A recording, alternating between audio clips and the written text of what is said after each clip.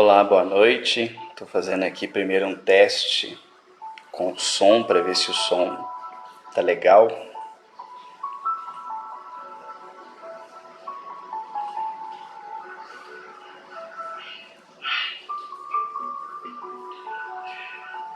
Olá, boa noite. Estou fazendo aqui primeiro um teste com o som para ver se o som... Bom, parece que o som tá legal, né? Boa noite então, pessoal. Estou fazendo essa live aqui pelo perfil, né, do Facebook, para a gente bater um papo aí sobre Umbanda. Lembrando sempre que existem inúmeras interpretações de Umbanda, existem inúmeras visões de Umbanda, e esta aqui é apenas uma delas, né? Sejam bem-vindos, coloquem aí para mim se o som tá legal para vocês. Tá legal o som? Beleza, eu vou tentar acompanhar pelo computador, mas às vezes aquilo que aparece no celular não aparece aqui. Então se alguém colocar alguma pergunta e ver que passou batido, vocês me falam que aí eu dou uma olhada no celular. Mas é que acompanhar pelo celular é muito complicado, beleza? Então deixa eu ver quem apareceu aqui. Vivian, Verônica, Maria, Janaína, Sueli, Josana, Regina. Sejam bem-vindas, boa noite a todas. E vamos aí bater um papo sobre a Umbanda, né? Que é a razão pela qual a maioria de vocês acompanha este perfil, não é? Então, se alguém quiser colocar algum assunto, fique à vontade, beleza?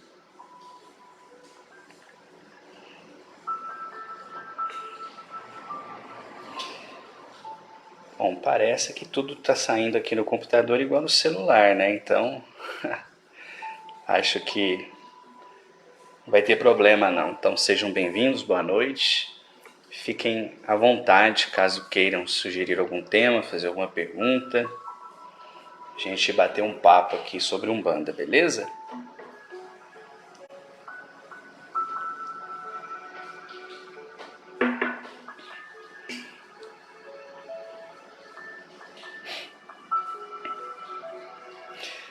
Boa noite, Adriane, Luísa, Eduardo, Samuel. Sejam bem-vindos.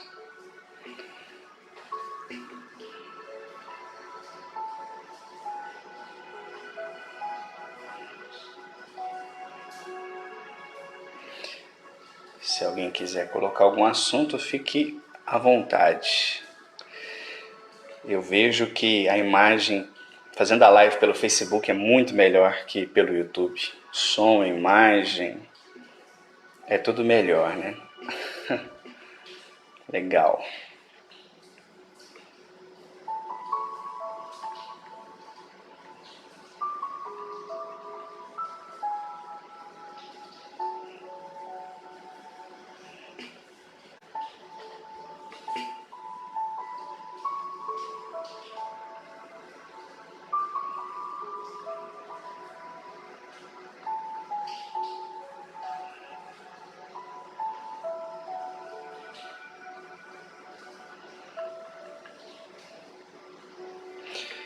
A Vivian colocou: eu quero tirar dúvidas sobre o papel do sacerdote. Legal, Vivian. Mas o que exatamente você quer saber? Coloca para eu entender mais ou menos o que você gostaria que abordasse.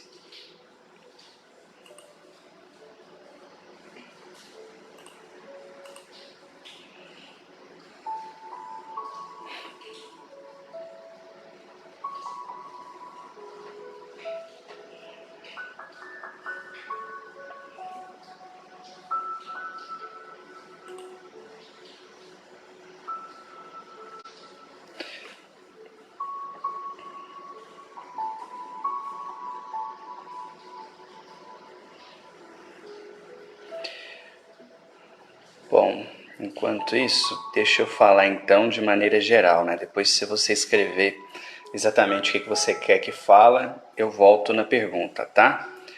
Então vamos lá. Papel do sacerdote. Para mim, na Umbanda, não devia ter sacerdote, não devia ter pai de santo, porque essa figura, ela simplesmente não tem lugar na Umbanda.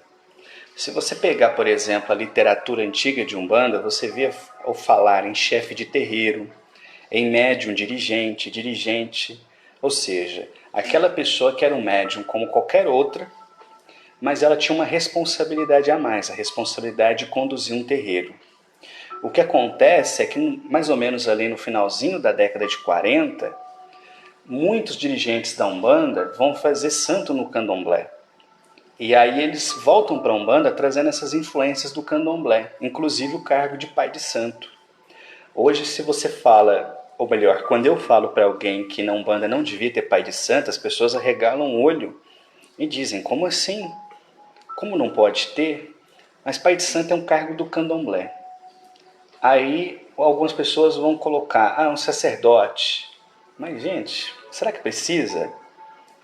Então, eu entendo que o dirigente, ele é um médium como qualquer outro, e ele tem apenas a responsabilidade de tocar o terreiro, de fazer o terreiro dar certo. Mas ele não é pai de ninguém, ninguém precisa pedir bênção para ele, ninguém tem que beijar a mão dele, porque isso desiguala as pessoas. E a gente coloca o branco e põe os pés no chão justamente para sermos iguais. Então, da maneira como eu entendo, como eu aprendi com os guias, não deve ter pai de santo, não deve ter sacerdote dentro da Umbanda. Ok? Deixa eu só ver aqui o complemento que a Vivian colocou. Depois eu volto à sequência natural das perguntas, tá? Em um centro que você procura cuidar dos seus guias, e o que você precisa saber, qual o papel desse orientador. Gente, um alarme disparou aqui, deixa eu fechar a janela. Então, o papel do dirigente é fazer o terreiro dar certo, é fazer o terreiro funcionar, é receber as pessoas, instruí-las, proporcionar um desenvolvimento mediúnico, se for o caso, dar toda a base, a fundamentação, para aquela pessoa poder conduzir o trabalho dela com segurança. É só esse o papel deles. O resto é cada um por si.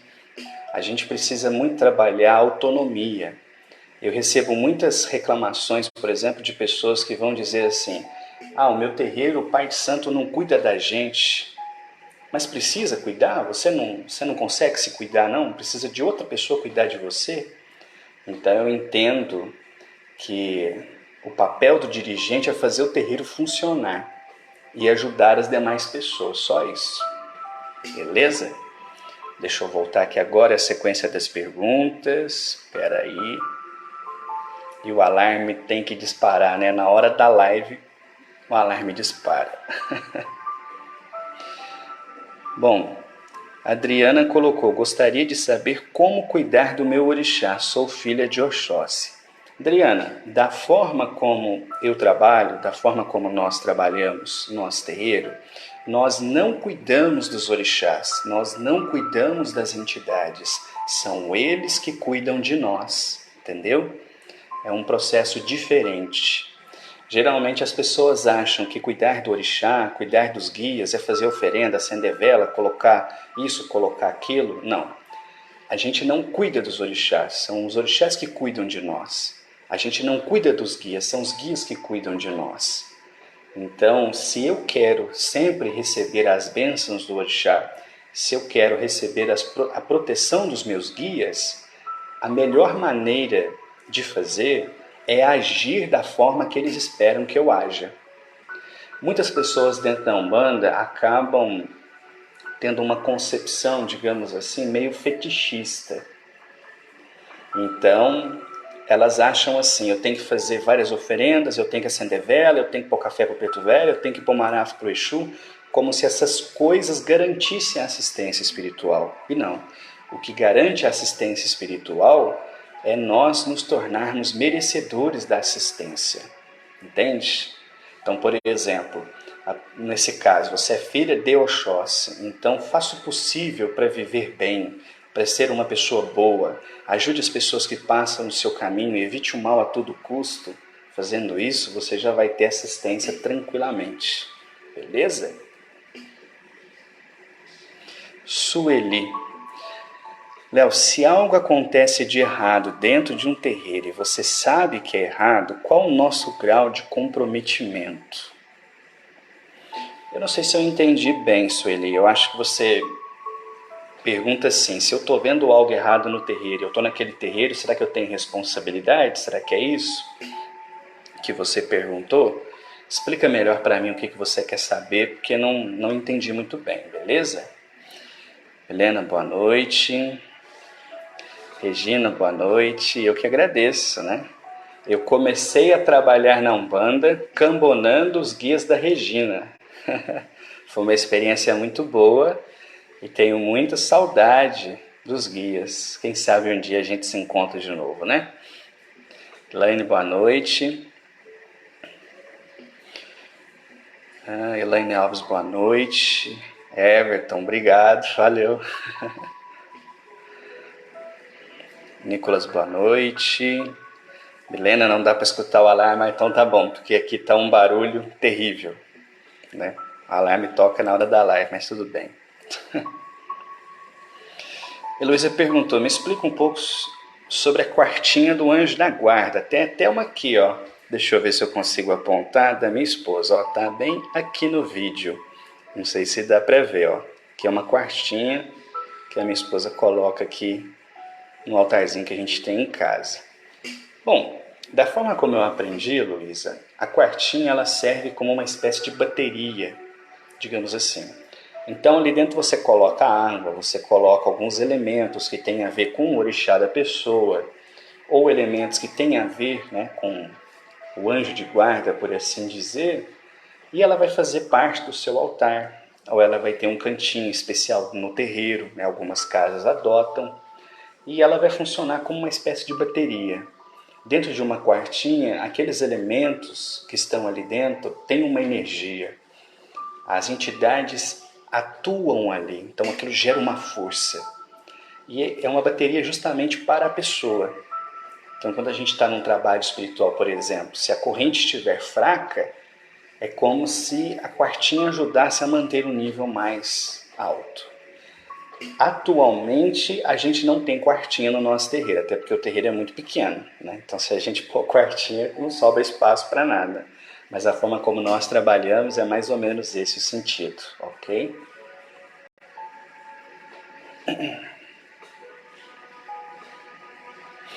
Por nada, Adriana. Vivian. Léo, aqui na Bahia é muito raro achar centro de Umbanda. Ou é centro espírita ou são candomblé. Vem fazer uma visita na Bahia, deixar sementes aqui. Quem sabe não encontra alguém para abrir um centro aqui. Bom, quem sabe um dia, né? Eu até nem tenho essa pretensão, mas, de fato, pelo contato que eu tenho com as pessoas, né, na internet, a gente recebe visita de muitos lugares diferentes e as pessoas dizem isso, né? Que elas sentem falta de ter um terreiro de Umbanda que seja mais ou menos nos moldes que normalmente eu divulgo, né? Então isso me mostra um espaço que eu acredito que deve ser ocupado no futuro. A Umbanda está crescendo de forma geral, né? Mas para fazer algo assim, Vivian, daria muita dor de cabeça. Até porque não é uma coisa simples, né? Não basta, por exemplo, fazer uma viagem, ficar ali uma semana, trocar ideia durante esses dias com as pessoas, para que elas entendam esse modelo e passam a tentar fazer algo semelhante. Isso é uma vivência, né? Precisa de anos de contato, de participação, para entender certas noções e então conseguir levar isso adiante, né? Não é um processo tão simples, mas quem sabe um dia, né? Quem sabe um dia. Por nada, Heloísa, por nada, Souza.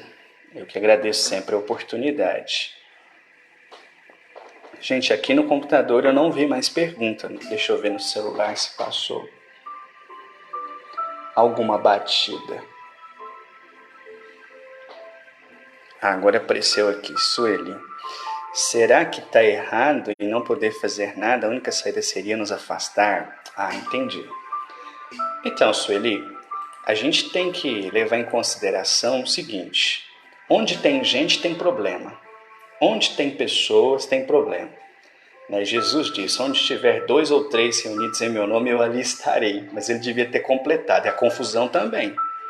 Porque não tem escapatória, né? Você reúne com um grupo de pessoas, por mais que você as ame, por mais que elas te amem, por mais que haja um interesse em fazer um trabalho muito bonito, sempre vai ter confusão. Então, onde tem gente, tem problema.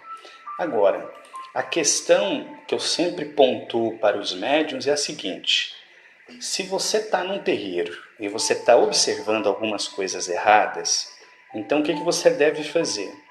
Primeiro de tudo, você não deve fazer igual. Os guias sempre me ensinaram isso. Aquilo que você vê que está errado, você não faça igual. Então, se eu estou vendo uma pessoa no terreiro, um médium, ou até mesmo um dirigente fazendo alguma coisa que eu não acho certo, então o primeiro passo é não fazer igual a essa pessoa. O segundo passo é pensar em alguma maneira de tentar auxiliar, como, por exemplo, conversar com o dirigente da casa. Infelizmente, é muito comum nos terreiros, como em qualquer tipo de agrupamento humano, as fofocas, né? As panelinhas. Então, por exemplo, eu fiz alguma coisa errada. Aquela pessoa que viu, ao invés de chegar para mim e dizer, oh, você fez alguma coisa errada, ela conversa com quem está à sua direita, ela conversa com quem está à sua esquerda. Daqui a pouco ela conversa com o terreiro inteiro. Está todo mundo sabendo o erro, menos eu, que deveria ser o primeiro a saber. Então, eu sempre aconselho as pessoas, vai e converse com o dirigente. Aí as pessoas frequentemente dizem assim, oh, mas o dirigente é o cara que mais erra. E sim, ele é humano, ele vai errar. Entre você e o dirigente não tem diferença, a não ser que ele tenha uma responsabilidade a mais. Enquanto as demais pessoas são médium ou cambone, ele tem a tarefa de conduzir o terreiro, só isso. Então ele vai errar. Mas talvez, se você chegar com um jeitinho e conversar, ó, aconteceu isso. Os guias sempre me ensinaram assim, se você tomar cuidado com a forma e com o conteúdo, você pode conversar sobre qualquer coisa, entendeu?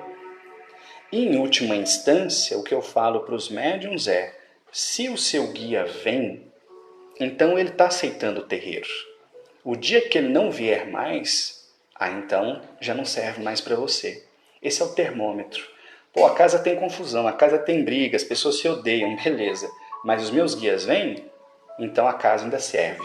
O dia que eles pararem de vir, então a casa já não serve mais.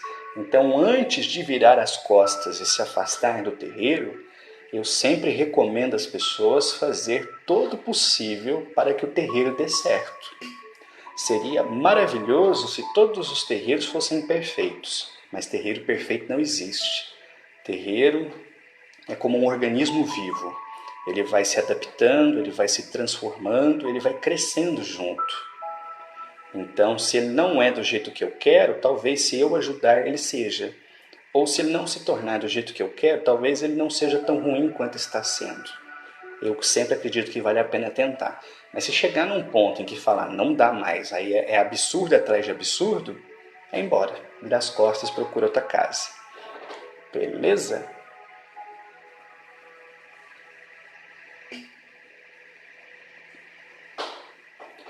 Bom,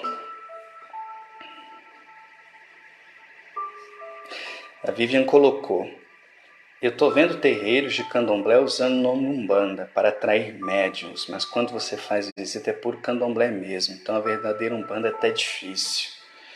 Essa já é uma realidade que eu não conheço, né? Pelo menos aqui na cidade não é assim, é bem separadinho, apesar de haverem casas com muitas influências uma das outras, né? Mas, enfim, eu sempre falo assim, Vivian, a verdadeira Umbanda é caridade. A verdadeira Umbanda não é uma forma. Então você vai num terreiro, você sente bem, sente uma boa energia. As entidades são coerentes naquilo que falam. É gratuito. Atende todas as pessoas igual, tá tudo certo. Souza, as velas pretas são usadas na Umbanda para acelerar cortes ou bloqueios de demanda, usado para algum mau erro? Olha, Souza, na Umbanda não tem espaço para maldade, então nenhum tipo de vela é usada para maldade na Umbanda de forma alguma. Nada é usado para maldade, né? Não existe isso. Terreiro de Umbanda que faz maldade é igual a igreja que o pastor rouba, entendeu? É uma distorção. Agora, a vela preta é muito usada, por exemplo, pelo povo da esquerda, Exu, Pombagira, etc. Mas eu sempre falo para as pessoas, o que importa não é a cor da vela. Porque se você pegar uma vela preta e uma vela branca, a diferença é que a vela preta tem corante preto. Só isso. A fabricação é a mesma, o efeito é o mesmo.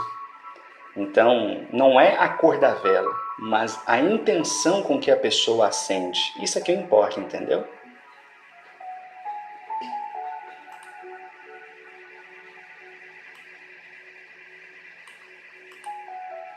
Deixa eu ver o que mais. Vitor Hugo, boa noite, Léo. Qual a orientação que você dá para quem está no desenvolvimento mediúnico?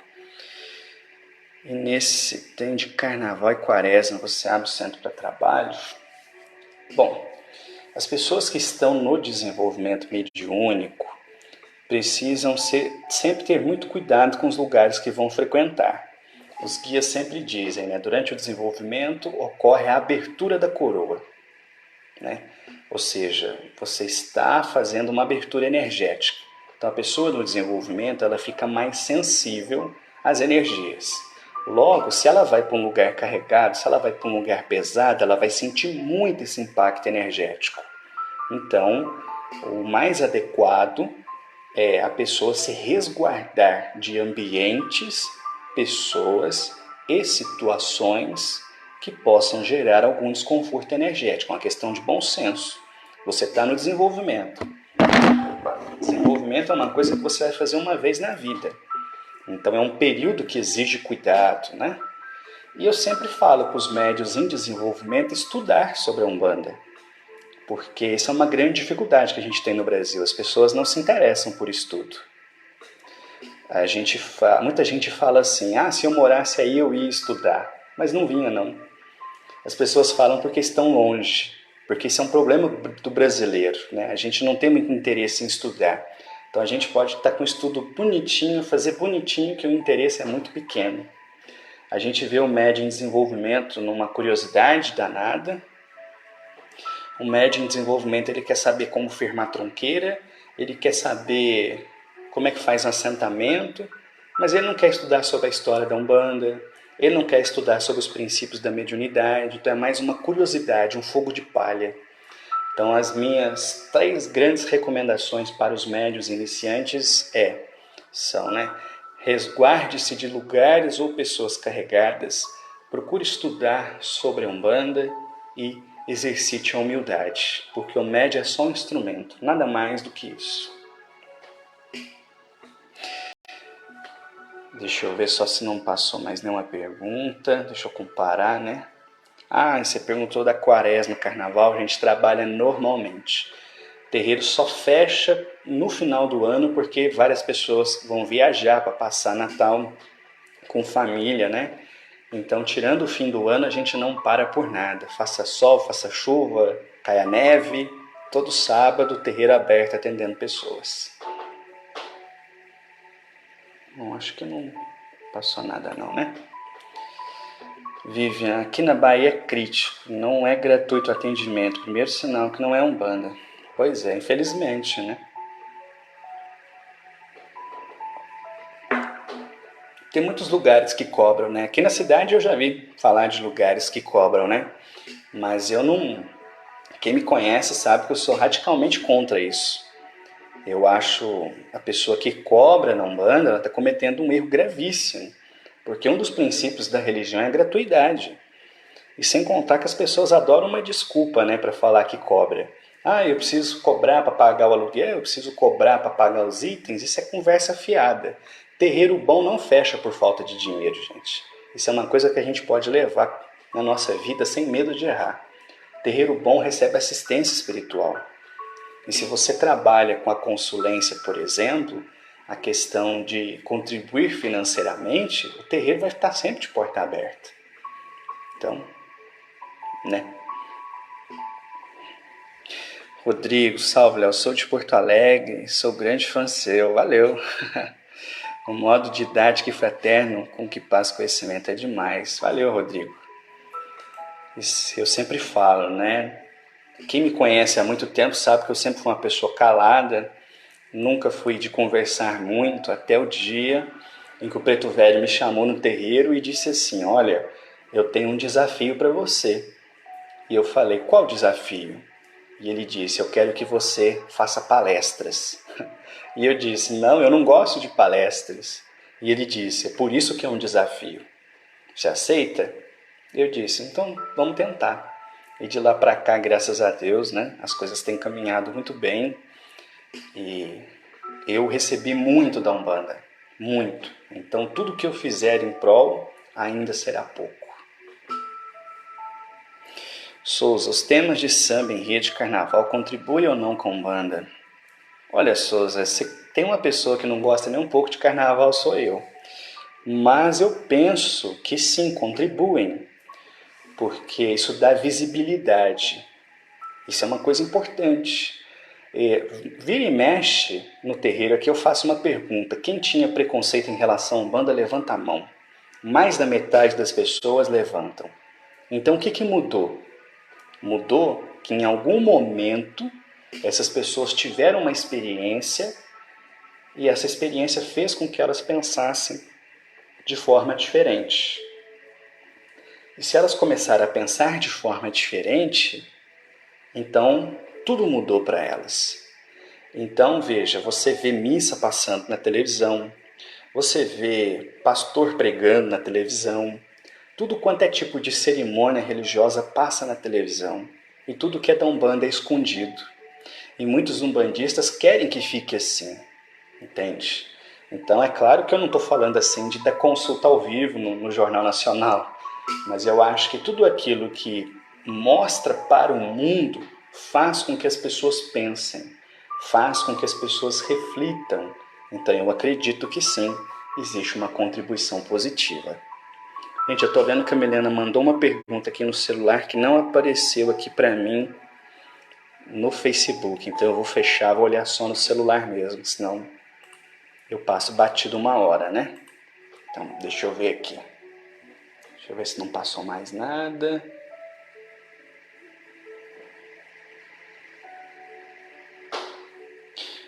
Bom, a Milena colocou: por gentileza, poderia me dizer o que você pensa sobre crianças incorporando nos terreiros? É um assunto interessante, né? Que vira e mexe aparece. Meu ponto de vista, na maioria das vezes não estou incorporando nada. Não que a mediunidade não possa aparecer na infância, mas eu sempre digo assim para as pessoas, aquilo que eu ouvi um dia do Preto Velho. Uma moça de 13 anos, uma menina, né? 13 anos, passou no Preto Velho, eu estava cambonando. E ela falou assim: eu queria fazer o meu desenvolvimento mediúnico. E o velho falou para ela assim: filha, você está muito jovem. Você ainda tem que brincar muito de boneca até fazer seu desenvolvimento. Aí ela falou assim: eu não gosto de boneca. E ele falou: então vai jogar bola, vai fazer outras coisas. Mas vamos esperar mais um pouco? Quando você estiver lá com seus 19, a gente conversa de novo? Ela ficou meio contrariada, mas aceitou. E assim que ela saiu, a entidade virou para mim e falou assim: você acha que a entidade está com tanta pressa assim para ter que arriar numa menina de 13 anos? E ali eu entendi o recado. Então, assim, é impossível a criança incorporar? É impossível? Não, não é impossível. Mas geralmente quando isso acontece, não é porque precisa desenvolver logo. Isso é sinal de muito compromisso daquele espírito. Então, quando a mediunidade se manifesta na criança, se manifesta no adolescente, não é porque tem que levar para o terreiro para começar a desenvolver logo. É para a família acordar e ver o compromisso espiritual daquela pessoa. Então encaminha ela para o terreiro, mas para receber assistência, para frequentar, para tomar passe. Eu acho que você desenvolver a mediunidade na infância é privar a criança da própria infância. Você vê, eu vejo pessoas que têm 30, 40 anos, começam o desenvolvimento mediúnico, age igual doido. Imagina uma criança, uma pessoa que tem 40 anos nas costas, começa a ter uma percepção aqui, um arrepio ali, já acha que está acontecendo o fim do mundo. Agora imagina uma criança. Então eu não sou favorável de jeito nenhum. Eu acho que tem que ser pelo menos com 18 anos. Nos padrões de hoje, pelo menos com 18.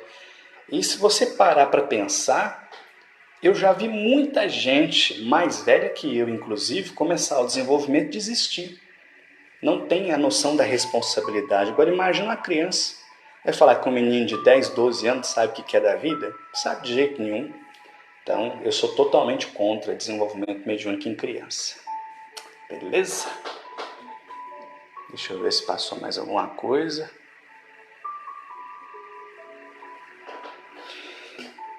Noeli, boa noite. Gratidão. Fala um pouco de quem incorpora Iemanjá em Yansan. Diz que não pode. Olha, Noeli, eu entendo que você está falando assim, o falangeiro, né? Porque pelo menos da forma como eu trabalho, eu aprendi, ninguém incorpora orixá. A gente incorpora os falangeiros, né? Eu nunca ouvi falar que não possa incorporar um falangeiro de Iemanjá e um falangeiro de Yansan. Então, eu nunca ouvi falar isso. Não vejo nenhum problema. Isso provavelmente deve ser algo do candomblé que alguém viu e aí trouxe para dentro da Umbanda. Porque a rigor, por que não pode, né? Aliás, quando a gente começa a ler sobre os mitos dos orixás e que a gente vê às vezes um orixá briga com o outro, o orixá não gosta do outro, isso na verdade são mitos, não são relatos literais. Tem gente que acha que aquilo é verdade, que um dia realmente aquilo aconteceu. Não, isso é apenas uma forma antiga de se passar conhecimento e informação adiante em sociedades onde não havia escrita, ou onde a escrita não era predominante. Então os mitos, eles são passados adiante, eles têm ensinamentos, assim como as parábolas de Jesus. Quem lê as parábolas de Jesus, olha aquilo e fala, gente, estou entendendo nada. Mas quem conhece o significado por trás da parábola, entende o que está sendo dito ali. Ok? Não sei se respondi.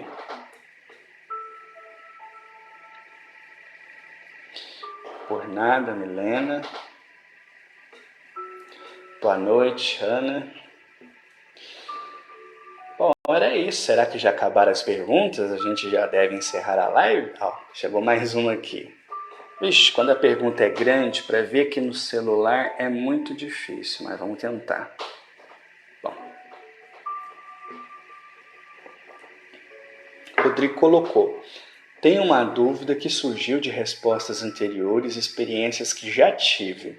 Se o terreiro cobra atendimento valor pequeno e fixo, caso o consulente tenha condições de pagar, não estaria praticando a verdadeira Umbanda. Porém, os guias continuam trabalhando no local. Seriam os guias condizentes com isso? Eu diria o seguinte, Rodrigo. Antigamente, na Umbanda, funcionava assim. Por exemplo, eu sou médium, mas o chefe da casa não sou eu. O chefe da casa é o guia que trabalha comigo. Então, ele é que tem a visão correta de como deve ser o terreiro. O que acontece é que desde que as pessoas trouxeram esse cargo de pai de santo para a Umbanda, houve uma inversão. Então quem manda nos terreiros hoje são as pessoas. As entidades, elas estão ali como acessórias do processo. Então veja, se o dirigente ou os dirigentes decidem cobrar, isso é uma visão deles. Eu tenho certeza que se fosse ouvir a entidade diria, negativo, nada de cobrança. Bom, só que ainda assim, o terreiro cobrando, ele estará atentando contra um dos princípios fundamentais da Umbanda, que é a gratuidade. Mas isso não necessariamente fará com que o terreiro seja ruim. Por quê? Porque se as pessoas procuram aquela casa em busca de uma caridade, ainda que não esteja do agrado das entidades, elas vão fazer o possível para ajudar. As entidades só desistem quando não há mais alternativa, quando não tem mais jeito. Mas em todo caso, fica aquela coisa meio capenga. Uma vez, uma pessoa me falou o seguinte, aliás, a pessoa falou isso com o guia, né? E o guia respondeu uma coisa para ela que eu trouxe para mim, e vira e mexe eu repito isso. A pessoa disse assim, lá no meu terreiro tem muita briga. As pessoas brigam muito, mas é um terreiro maravilhoso. Lá acontecem curas extraordinárias. Então o Preto Velho falou assim, imagine então, minha filha, se não brigassem, que beleza que não ia ser esse terreiro, né? Então assim, o terreiro cobra, mesmo que seja um valor simbólico, ainda assim ele é uma boa casa, ok. Mas imagina o que ele não faria se ele fosse totalmente gratuito, entendeu?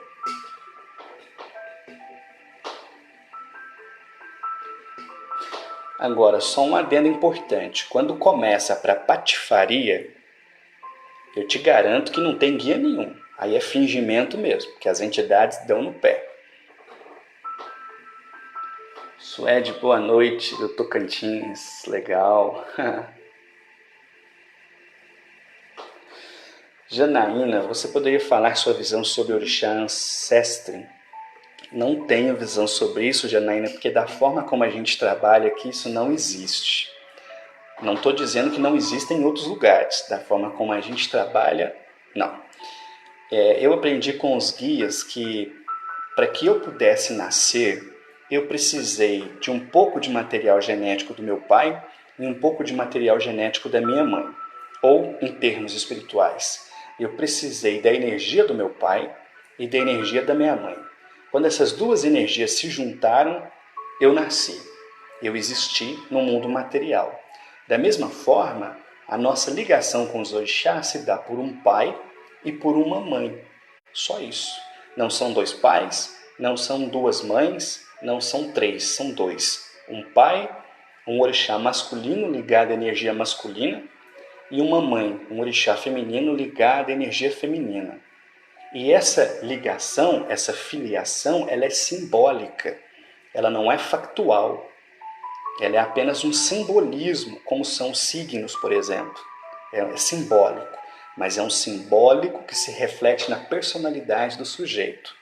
Então, nós, seres encarnados, nós temos um pouco de energia masculina e um pouco de energia feminina. Todos nós temos, porque foi da junção dessas duas energias que nós nascemos. Então, da mesma forma, tem um orixá masculino e um orixá feminino. Então, a gente não trabalha com esse conceito de ancestre, ok? Souza, diante das diretrizes do governo federal e sua aliança com neopentecostais, devemos temer o futuro da nossa Umbanda? Religiosos e fiéis. Olha, eu acho que a gente deve não temer o futuro, porque quando a gente vive com medo, a gente não vive com fé. Aliás, na última gíria que a gente fez aqui, o caboclo falou isso, né? A fé e o medo, elas são dois pontos numa balança. Se o medo está muito grande, a fé está muito baixa.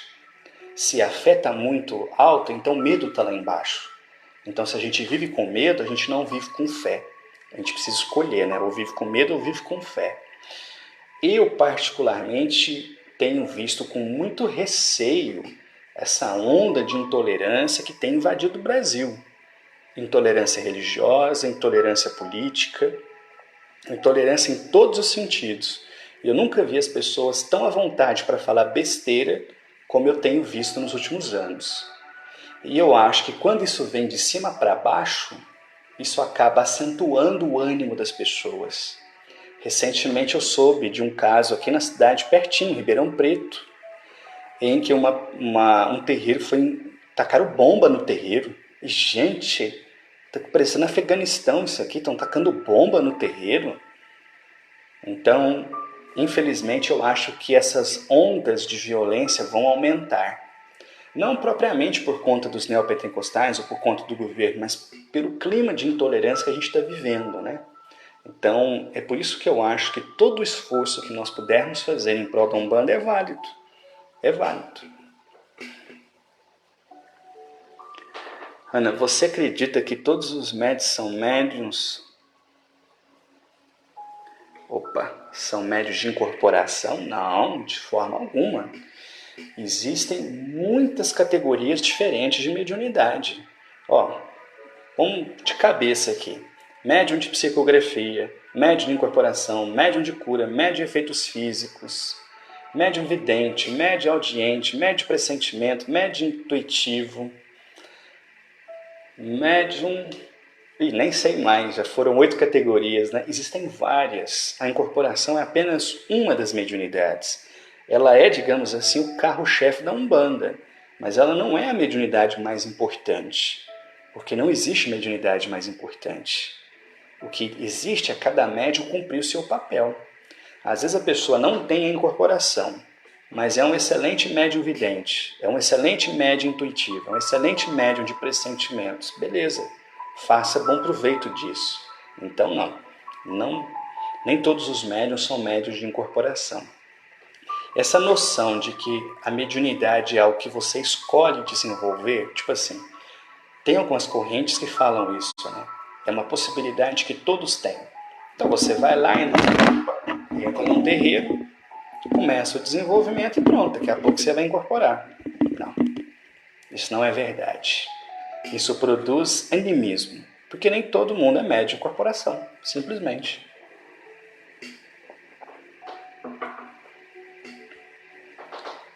Deixa eu ver o que mais. Por nada, Rodrigo. Marli, no terreiro que estou frequentando, temos uma carteirinha de mensalidade. O valor é que você pode, daria o que pode, tá? Mas não é obrigado. Não, até aí tudo bem, né? Porque o terreiro tem despesas. Essas despesas, elas têm que ser, de alguma forma, têm que ser ressarcidas. O dinheiro tem que vir de algum lugar. Se as pessoas puderem contribuir, tudo bem. O que eu acho, minha opinião, o que eu acho errado é o terreiro, por exemplo, que estabelece uma mensalidade e se a pessoa não puder contribuir, ela vai para o banquinho. Acontece muito isso, né? Tem muita gente que me procura falando isso. Lá no meu terreiro tem uma mensalidade, vamos supor, R$50. Mas se eu não puder pagar, então meus guias ficam de castigo, eu não posso incorporar, né? Eu até entendo que alguns dirigentes cheguem a essa medida, porque tem muito médium folgado mesmo. Tem médium que você pode dar tudo na mão dele, que ainda assim ele não vai fazer um bom trabalho, que ele não tem vontade. Tem médium que nunca tem dinheiro para comprar os itens da entidade, nunca tem dinheiro para dar mensalidade no terreiro, mas está em festa, tem celular do ano, tem tênis do ano. Então tem gente folgada, tem gente que é desligada mesmo em matéria de espiritualidade. Mas eu particularmente não acho correto. Eu acho mais certo o seguinte, bom, se a conduta daquela pessoa não está adequada a esse terreiro, tchau para ela. Mas não colocar o dinheiro como se fosse um fator mais importante do que a presença da pessoa. Porque veja, às vezes você tem no terreiro uma pessoa extremamente dedicada, que faz um bom trabalho, seja médio ou cambone, mas de repente perdeu o emprego. Ela não tem dinheiro para dar para mensalidade, ela não vai deixar de pagar uma conta dela para colocar dinheiro no terreiro, seria um absurdo se ela fizesse isso. Então você vai e pega uma pessoa dessa e coloca ela no mesmo patamar daquele médium folgado que só não cai porque ainda o corpo mantém em pé? Não dá. Então, eu particularmente não acho muito justo isso. Mas nada contra a mensalidade, desde que seja acordado, combinado, dentro das possibilidades de cada um, tranquilo. Olha, durante muito tempo a gente tinha mensalidade que era R$30, mas não era obrigatório. Se você não pudesse estar com 30, dava 20, dava 10, dava 5, não dava nada. E a gente via que muita gente não tinha condições, outras pessoas tinham condição, não davam dinheiro. O que a gente foi fazendo? A gente foi trabalhando a consulência e a importância do terreiro. Porque eu penso assim, vamos dar um exemplo. Nosso terreiro funciona todo sábado. Então, como eu disse mais cedo, faça sol, faça chuva, o terreiro está aberto. Se toda semana a pessoa está lá, é porque ela gosta da casa. Se ela gosta da casa, ela de alguma forma é beneficiada pela casa. Então nada mais justo que ela contribua para a casa.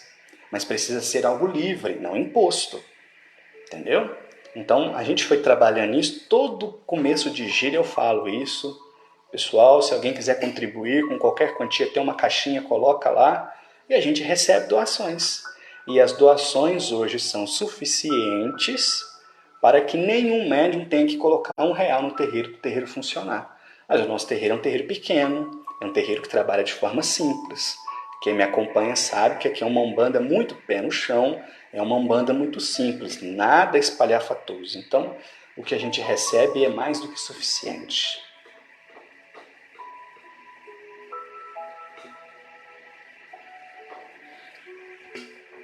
Rogério, a política pode atrapalhar o funcionamento de um terreiro? eu não vejo como, a não ser se as pessoas lá começarem a brigar sobre política, né?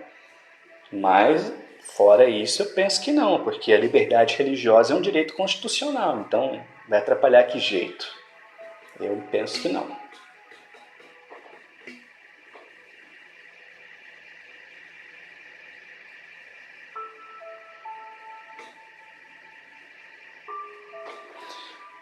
Milena, você já ouviu falar sobre a linha das bruxas nos terreiros? Espíritos que sobreviveram a perseguições e mortes por afogamento, fogo, esquartejamento, almas benzedeiras, curandeiras, médios em geral, naquela época em que houve a caça às bruxas.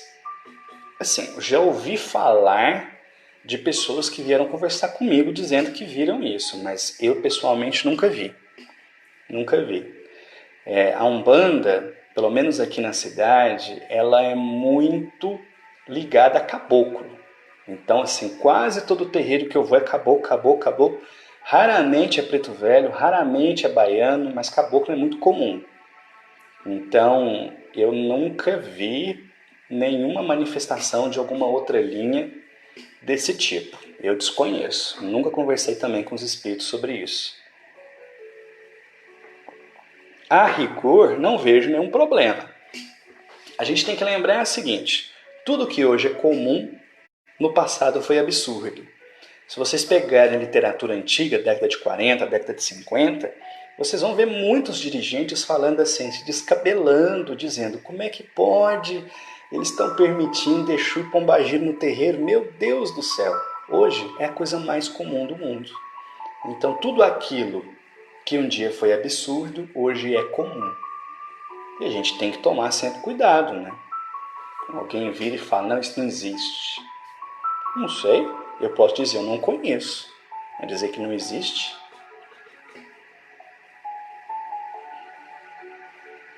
Não, eu consegui ver de boa. Souza, por favor, nos fale mais de animismo e passar à frente do guia. Beleza. Animismo vem de ânima, que é a alma. Todo médium influencia na manifestação. Não existe médium 100%, não existe incorporação 100%, não existe psicografia 100%. O médium, ele é um intérprete do espírito. Se o espírito precisa do médium para se comunicar, então o médium vai influenciar na manifestação. Sempre fica algo do médium. Dizem que Chico Xavier falava que um médium perfeito é aquele que 90% do conteúdo é espiritual e 10% é dele. Olha só, Chico Xavier falando.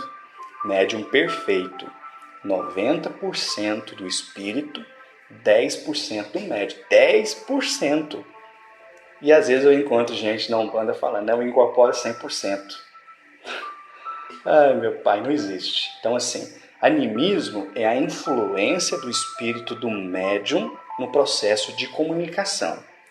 Porém, quando essa influência cresce demais a ponto de inverter essa relação, vamos supor, você está falando de 10% de espírito e 90% do médium, isso a gente chama de animismo. Então, animismo é quando a influência espiritual é muito pouquinha e a influência do médium é muito maior. Isso é basicamente animismo. Passar à frente é uma expressão que a gente fala quando um médium responde pela entidade. Como a maioria dos médiuns hoje é consciente durante o transe mediúnico, então muitas vezes o médium pode influenciar na manifestação. Ele pode colocar palavras na boca da entidade. Um exemplo. Vamos supor que você brigou com a pessoa. E você está numa raiva mortal daquela pessoa. E aí no dia da gira você incorpora e o que acontece? Aquela pessoa vem passar com seu guia. Só que você está com raiva daquela pessoa, você quer mais é que ela se dane. Então o que acontece?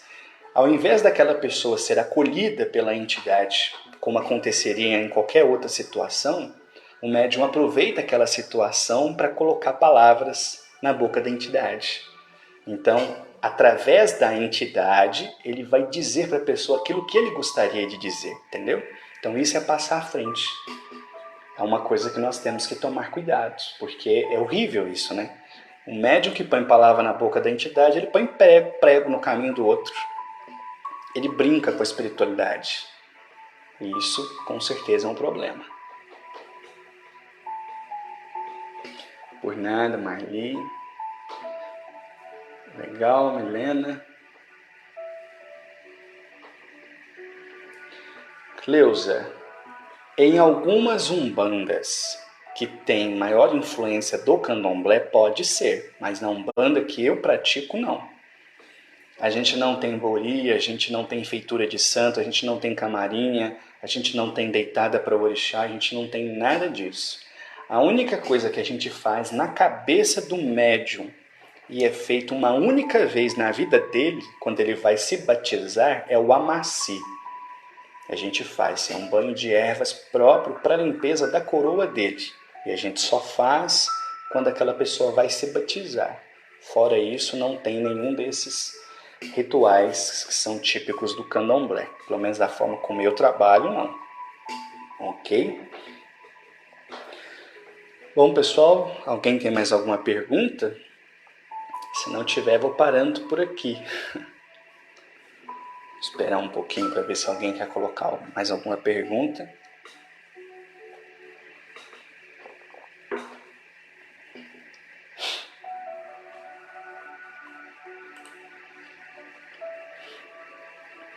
Já tem quase 1 hora, né?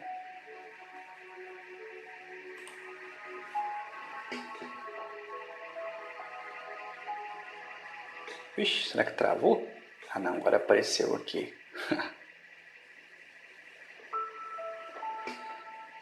Deixa eu ver se eu não pulei nada. Acho que não, né? Acho que não pulei nada não. Legal então, pessoal. Vamos parando por aqui. Agradeço a presença de todos. Peçam que compartilhem a live caso tenham gostado, né? Se não tiver gostado, não precisa, mas se gostou, compartilha. É tudo de graça, não ganho 1 centavo com nada que eu faço. Mas é uma forma, talvez, de levar um pouco de Umbanda, né? Da forma como a gente trabalha, para que mais pessoas conheçam, né? Ó, apareceu aqui agora Adriana. Qual a sua concepção sobre tatuagem? Eu acho assim, Adriana, eu tenho aprendido isso com os guias. Tudo que você vai fazer tem que ter uma razão. Hoje em dia está na moda tatuar, então a pessoa vai lá, rabisca qualquer coisa, faz um desenho, mas aquele desenho não tem significado propriamente para ela, né? Ela achou bonito e foi lá e fez. Então, qual a serventia? Mas se você pergunta no sentido se eu acho que vai fazer mal, essas coisas, não, vai fazer não. Quem quiser fazer tatuagem pode fazer o que quiser. A gente só tem que tomar cuidado com o que essa tatuagem vai causar nos outros, né? Se a pessoa vai lá, tatua um demônio com os olhos vermelhos, pode ter certeza, quem vê aquilo vai pensar algo ruim e essa energia vai para a pessoa. Então, tomando esse cuidado, é tranquilo. Beleza? Então, pessoal, é isso. Agradeço aí a presença de todos, a participação, as perguntas. De vez em quando eu vou fazendo uma live aqui, a outra ali. Eu tenho escrito muito sobre Umbanda ultimamente, né? Eu sugiro que vocês pesquisem lá no umbandasimples.com.br, tem bastante coisa. Já são mais de 130 textos que eu coloquei ali, então acho que vale a pena conhecer. Deixa eu só ver aqui, a Cleusa colocou. Eu me afastei de um terreiro porque percebi que a orientadora usa o caboclo para dar recado e ameaça. Pois é, aí é terrível, né? Melhor coisa que você fez, então, colocar a palavra na boca da entidade não vai. Sueleide tem a linha dos ciganos, não banda, é verdade. Então, beleza, pessoal. Boa noite a todos. Obrigado aí pela presença, pela participação, pelas perguntas e até a próxima. Um abraço a todos. Fiquem com Deus.